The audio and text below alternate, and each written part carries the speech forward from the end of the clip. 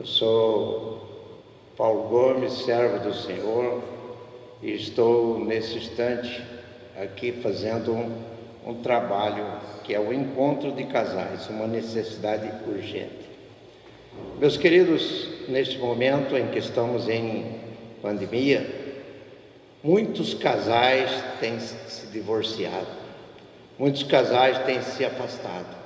E nesta semana eu acordei com Deus falando no meu ouvido: fale algumas palavras para que nós possamos dar um conselho a mais para os nossos casais. Primeiro eu queria começar falando como originam os conflitos dentro do lar.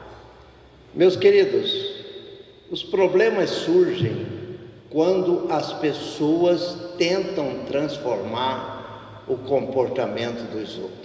Então, o primeiro problema sério que nós estamos enfrentando é as pessoas tentando transformar o comportamento dos outros. Mas, pastor, utilizando do quê? Artifícios de pressão, onde o diálogo e a subjetividade são ignoradas no casamento. Meus queridos, como é que nós fazemos isso? Isso aplica-se através da força e através da coação, em que a manipulação tem função primordial, em que manusear as próprias mãos prevalece. Ah, é, pastor? É. Utilizando o que então, pastor? Da imposição de condições. Casamento não pode ter imposição de condições, mas tem. Com que objetivo eu vou impor as minhas condições? É um proveito próprio em que não se respeita a subjetividade do outro. Então eu quero sempre me colocar na frente do outro.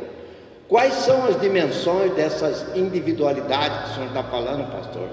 Destacamos, em primeiro lugar, a personalidade, que é o nosso total modo específico de ser, onde destaca-se o temperamento da pessoa, perfil prático da personalidade que diferencia uma pessoa da outra.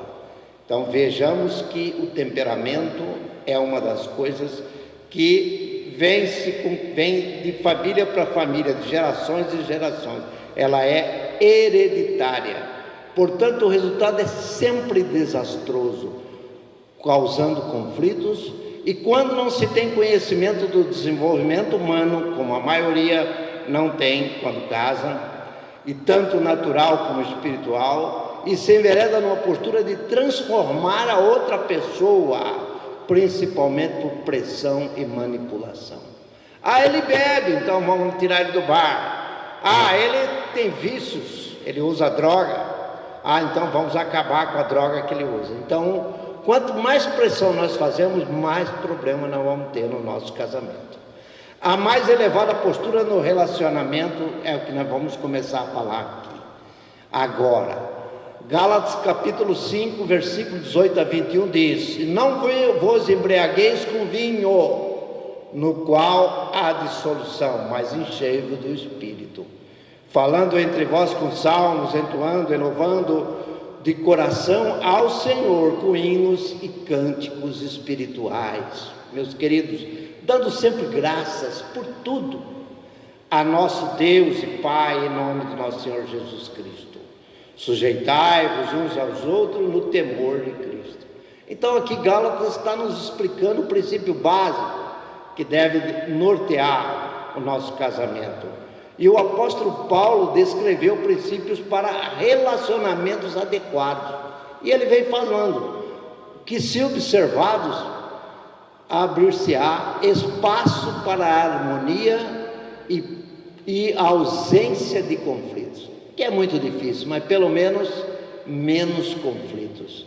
Meus caros amados, nós devemos cimentar a paz e a santidade dentro do nosso casamento.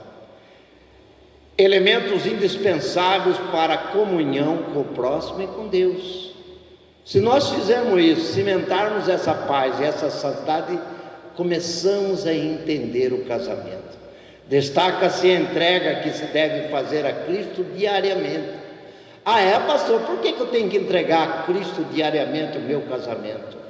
Porque nós somos incapazes de fazer qualquer mudança e transformação em outra pessoa, para que se desfrute de plena harmonia, em um viver não conflituoso, realçando que não devemos nos preocupar com quanto temos do Espírito Santo em nós, mas com o quanto a nossa vida está entregue a Ele. Eu pergunto a vocês de uma maneira total: quanto você tem entregado a sua vida a Jesus depois que você se casou? Irmão, no versículo 21, ao cuidado de Paulo quanto à união, frisa que quando o puro espírito de ação de graça imperar, existe presteza em se sujeitar uns aos outros. Ah, pastor, eu tenho que sujeitar mesmo quando eu tenho a minha razão, quando eu estou certo, eu tenho que sujeitar a outro. Eu tenho que ser o primeiro a perdoar, porque é Cristo que está em nós, e é Cristo que vai trabalhar no nosso casamento, e que a igualdade é gerada pela experiência unânime da graça e do perdão.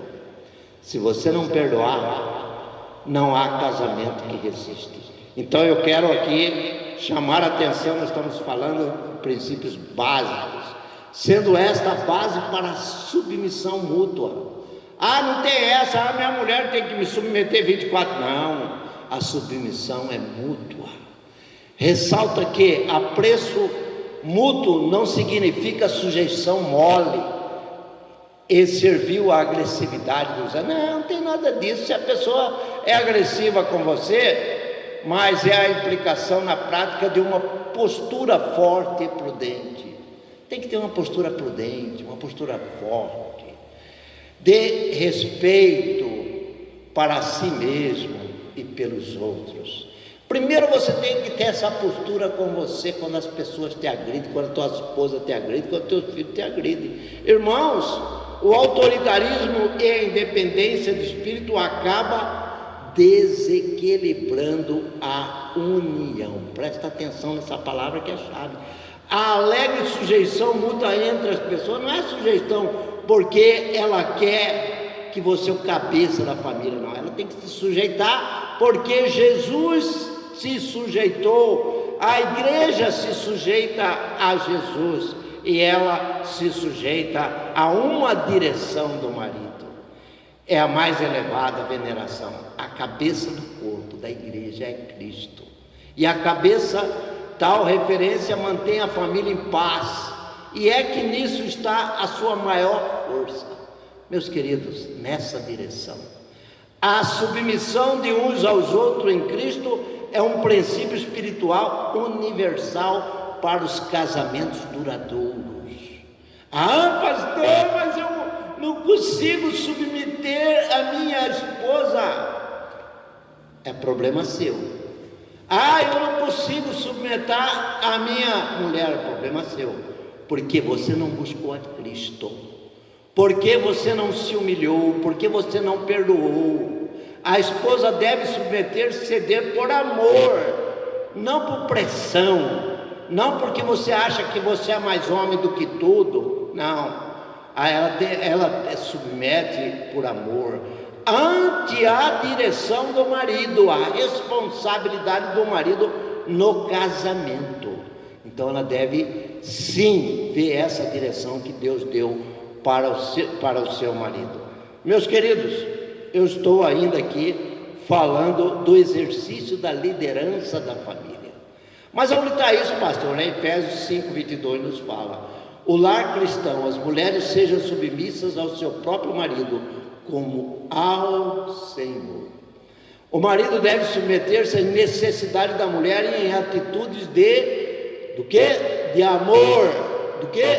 Abnegação. Isso também é submissão. O marido tem que se submeter à mulher também. Deve submeter como então, pastor? Como fala aqui a Bíblia, no Efésios 5, capítulo 23, em atitude de amor, de abnegação. Não tem essa que eu mando, ela manda, não. A palavra de Deus é claro: porque o marido é o cabeça da mulher, como também Cristo é o cabeça da igreja, sendo este mesmo o salvador do corpo. Os filhos devem submeter-se em obediência à autoridade dos pais. Filhos, obedecei aos vossos pais no Senhor, pois isto é justo. Está lá em Efésios capítulo 6, versículo 1. E os pais devem ser flexíveis às necessidades dos filhos e criá-los na santa doutrina do Senhor. Efésios capítulo 6, versículo 4. E vós, pais, não provoqueis vossos filhos à ira, levando ele à ira, mas criai-os na disciplina e da demonstração do Senhor. Como paz e santidade faz parte de uma dimensão da vida através da comunhão na família. Em que, pastor? Leva em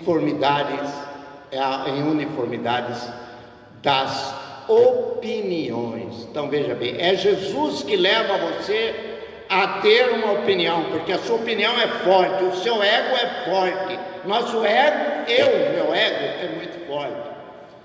Então, se você não se submeter a Jesus, não há casamento que resista. Os relacionamentos devem tal estatura.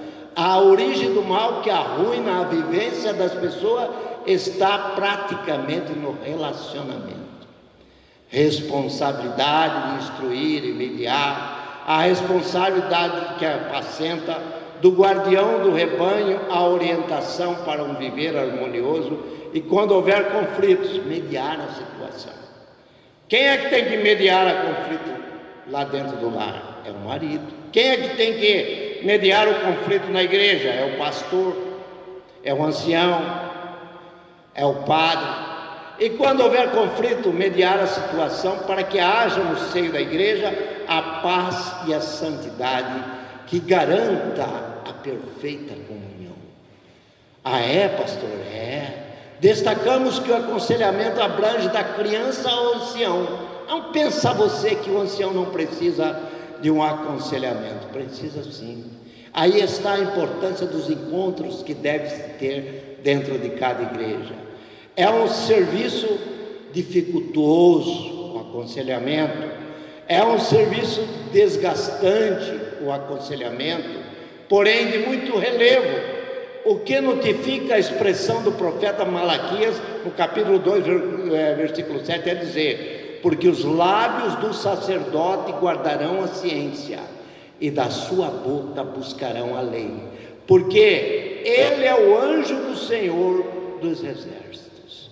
Malaquias está virado com os sacerdotes, porque apesar de serem emissários de Deus, preste atenção nisso, eles eram emissários de Deus, vocês são emissários de Deus, não conheciam a vontade do Senhor.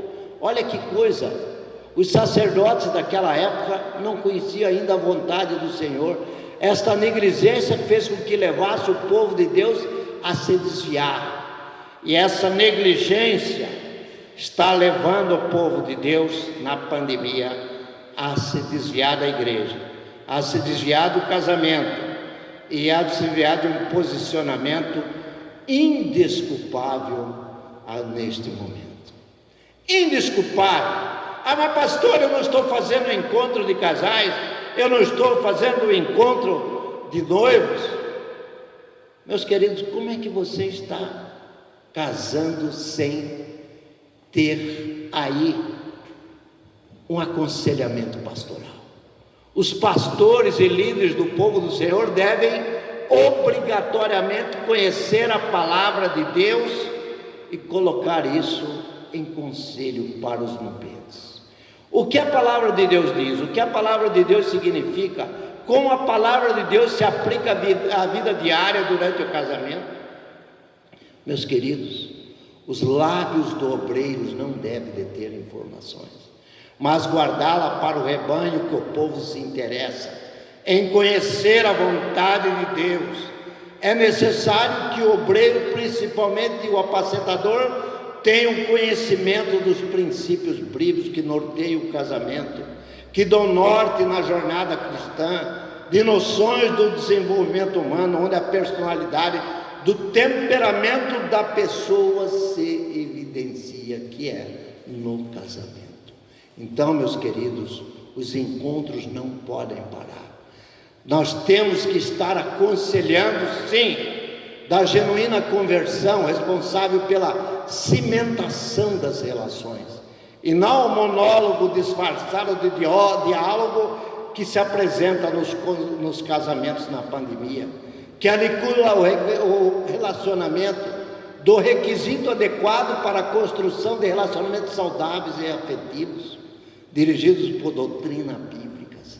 Casamento sem doutrina bíblica não é casamento. E de como mediar essas situações de conflito. O pastor tem que estar preparado para isso, para que a vida cristã cumpra a sua inusitada missão de glorificar e exaltar o Supremo Criador em plena comunhão. Então esta é a primeira palavra que eu estou dando para vocês neste dia. E logo em seguida vamos falar sobre aqueles princípios bíblicos que norteiam a família. Então aqui nós chegamos ao primeiro dia, a nossa primeira palestra, para que vocês comecem a entender por que os conflitos entram no nosso casamento, por que eles acontecem e por que muitos deles não resistem à pressão e se separam. Meus queridos, nosso muito obrigado mais uma vez por estar ouvindo essa nossa primeira palestra do encontro de casais, uma necessidade urgente.